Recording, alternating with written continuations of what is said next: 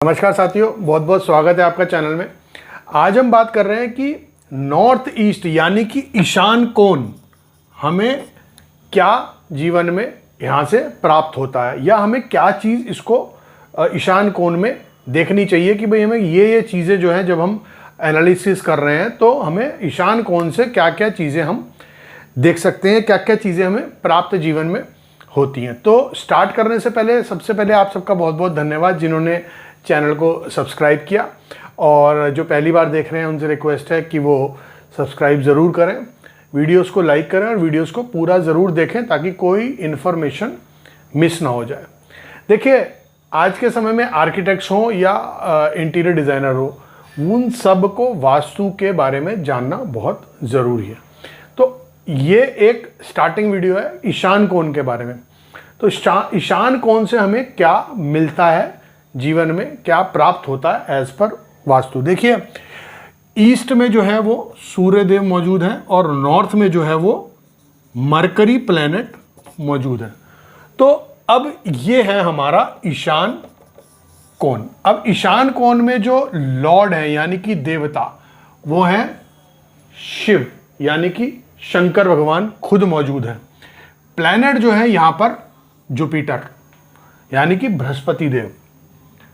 Element जो है वो है वाटर। तो ईशान कोण में देवता हो गए शंकर भगवान, प्लैनेट हो गया जुपिटर और एलिमेंट हो गया वाटर। तो अब ये सारी चीजें हमने जान ली कि भाई ईशान कोण में ये देवता, प्लैनेट और एलिमेंट मौजूद है। अब ईशान कोण से हमें क्या देखना चाहिए। देखिए, wisdom, knowledge, trust, extension, ideas, वो सब प्लैनेट जुपिटर हमें प्रोवाइड करते हैं जो यहां पर मौजूद है।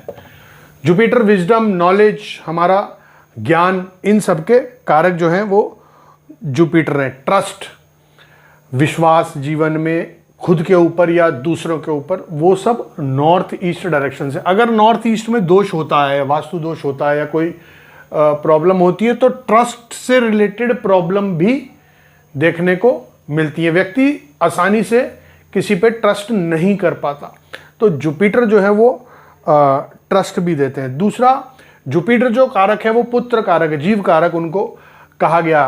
तो जो चाइल्ड बर्थ से रिलेटेड भी हम चीज़ें हम नॉर्थ ईस्ट से देते हैं। हमें नॉर्थ ईस्ट से यानी कि ईशान कोण से चाइल्ड बर्थ से रिलेटेड चीज़ें भी देखनी चाहिए।